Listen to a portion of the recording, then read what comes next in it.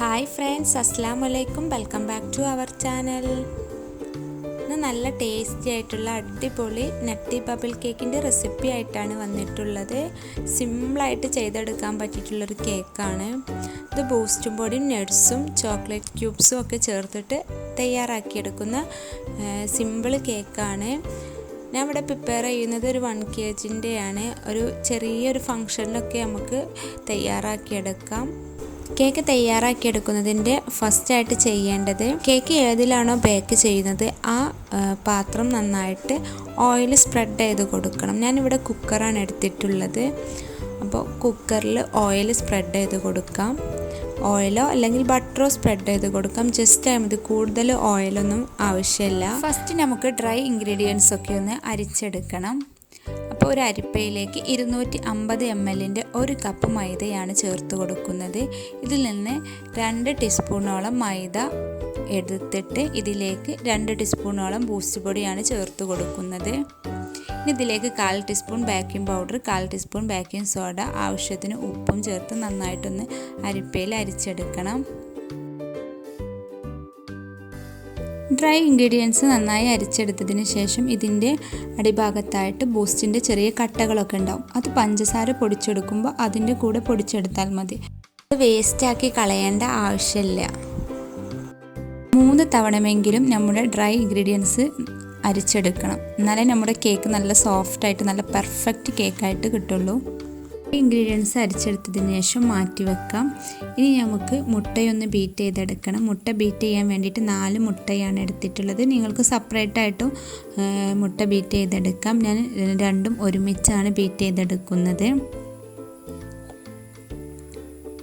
First ഞാൻ law ഫ്ലെയിമിലിട്ടാണ് beat ചെയ്യുന്നത്. ഒരു 2-3 മിനിറ്റ് ലോ ഫ്ലെയിമിലിട്ട് നന്നായിട്ട് ബീറ്റ് ചെയ്തതിന് ശേഷം പിന്നെ വീണ്ടും ഹൈ ഫ്ലെയിമിലിട്ട് കൊടുക്കുകയാണ് ചെയ്യാറ്. നന്നായിട്ട് മുട്ട ബീറ്റ് ചെയ്തതിന് ശേഷം ഇതിലേക്ക് പഞ്ചസാര ചേർത്ത് കൊടുക്കാം. 2-3 പോർഷനായിട്ടാണ് ചേർത്ത് കൊടുക്കുന്നത്.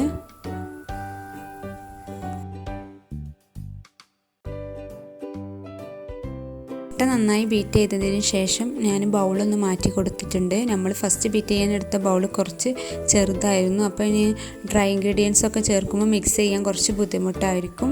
അതുകൊണ്ട് ബൗൾ മാറ്റി കൊടുത്തിട്ടുണ്ട്. ഇനി ഇതിലേക്ക് 1 ടീസ്പൂൺ വാനില എസൻസ് ഒഴിച്ച് കൊടുക്കാം. പിന്നെ ഒരു 1/4 കപ്പ് സൺഫ്ലവർ ഓയിൽ ഒഴിച്ചിട്ട് നന്നായിട്ടൊന്ന് ബീറ്റ് ചെയ്തെടുക്കാം. ഇൻഗ്രീഡിയൻസ് കുറേശ്ശെ ചേർത്ത് കൊടുക്കാം. ഫുള്ളായിട്ട് ഇട്ട് കൊടുക്കരുത്. ഫുള്ളായിട്ട് ഇട്ട് കൊടുക്കുമ്പോൾ കട്ട പിടിക്കും. അപ്പോൾ കുറേശ്ശെ ഇട്ട് കൊടുത്തതിന് ശേഷം ഒരു സ്പൂൺ വെച്ചിട്ടൊന്ന് മിക്സ് ചെയ്തെടുത്താൽ മതി. കൂടുതലായിട്ട് ബീറ്റ് ചെയ്തെടുക്കേണ്ട ആവശ്യമില്ല. അപ്പോൾ നമ്മുടെ കേക്ക് ഹാർഡാവും. ഇവിടെ കേക്ക് തയ്യാറാക്കിയെടുക്കാനുള്ള ബാറ്റർ റെഡി ആയിട്ടുണ്ട്. ഇനി കേക്ക് ബേക്ക് ചെയ്തെടുക്കാം. അതിന് വേണ്ടിയിട്ട് കുക്കറാണ് എടുത്ത് വെച്ചിട്ടുള്ളത്. അപ്പോൾ നേരത്തെ നമ്മൾ ഓയിലൊക്കെ സ്പ്രെഡ് ചെയ്ത് വെച്ചിട്ടുള്ള കുക്കറിലേക്ക് ഒഴിച്ചു കൊടുക്കാം.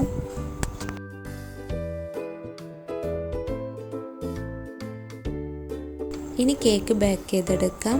ലോ ഫ്ലെയിമിലിട്ടിട്ടാണ് കേക്ക് ബേക്ക് ചെയ്തെടുക്കേണ്ടത്. കുക്കറിൻ്റെ വിസിൽ ഊരി വെച്ചതിന് ശേഷമാണ് ബേക്ക് ചെയ്യുന്നത്. ഒരു 45 മിനിറ്റ് വരെ നമുക്ക് ബേക്ക് ചെയ്തെടുക്കാം. 45 മിനിറ്റ് കഴിഞ്ഞതിന് ശേഷം നമ്മുടെ കേക്ക് നല്ല പെർഫെക്റ്റായിട്ട് നല്ല പൊന്തി വന്നിട്ടുണ്ട്. നിങ്ങൾക്ക് കാണുമ്പോൾ തന്നെ മനസ്സിലാവുന്നുണ്ടാവും, നല്ല സോഫ്റ്റായിട്ടുള്ള കേക്കാണ്. അപ്പോൾ ചൂടാറിയതിന് ശേഷം കേക്ക് കുക്കറിൽ നിന്ന് മാറ്റി വെച്ചിട്ടുണ്ട്.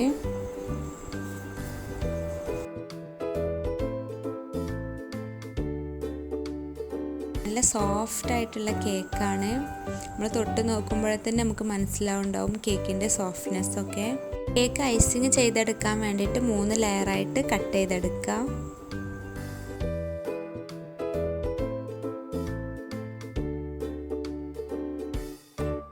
3 ലെയറായിട്ട് കട്ട് ചെയ്തെടുത്തിട്ടുണ്ട്. ഇനി ഐസിങ് ആണ് ചെയ്തെടുക്കുന്നത്. ഒരു കേക്ക് ബോർഡ് എടുക്കാം. കേക്ക് ബോർഡിൻ്റെ മുകളിലായിട്ട് ക്രീം വെച്ച് കൊടുക്കാം. ഫസ്റ്റ് ലെയർ വെച്ച് കൊടുത്തതിന് ശേഷം ഇതിൻ്റെ മുകളിലായിട്ട് പഞ്ചസാരയുടെ സിറപ്പ് വെച്ചിട്ട് ഒന്ന് വെറ്റ് ചെയ്തെടുക്കണം. ഇനി അതിൻ്റെ മുകളിലായിട്ട് ക്രീം തേച്ച് കൊടുക്കാം. നല്ല പെർഫെക്ഷനിൽ ക്രീം തേക്കണമെന്നൊന്നുമില്ല, ജസ്റ്റ് ഒന്ന് തേക്കുക. എന്നിട്ട് ബൂസ്റ്റും പൊടി ഇട്ട് കൊടുക്കാം. നട്ട്സൊക്കെ ഉണ്ടെന്നുണ്ടെങ്കിൽ അതിട്ട് കൊടുക്കാം. ഇതേപോലെ 3 ലെയറും ഇതുപോലെ തന്നെ ചെയ്തെടുക്കാം.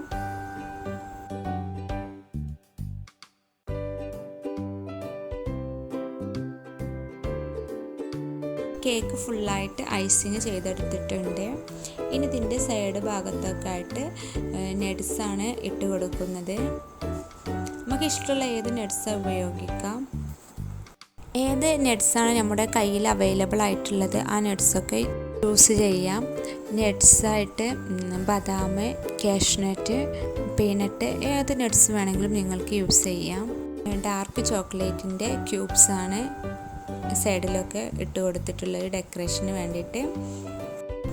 കേക്കിൻ്റെ സൈഡിലൊക്കെ ആയിട്ട് കൈ വെച്ചിട്ടോ അല്ലെങ്കിൽ ഒരു ഫ്ലാറ്റിൽ വെച്ചിട്ടോ ജസ്റ്റ് ഒന്ന് പ്രസ് ചെയ്ത് കൊടുക്കണം. ഈ നട്ട്സും കാര്യങ്ങളൊക്കെ പെട്ടെന്ന് അതിൽ നിന്ന് വീഴാതിരിക്കാൻ വേണ്ടിയിട്ടാണ് അങ്ങനെ ചെയ്യുന്നത്.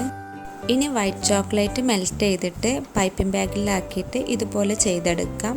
ചോക്ലേറ്റ് മെൽറ്റ് ചെയ്തത് റൗണ്ട് ഷേപ്പിലായിട്ട് ഇട്ട് കൊടുക്കാം.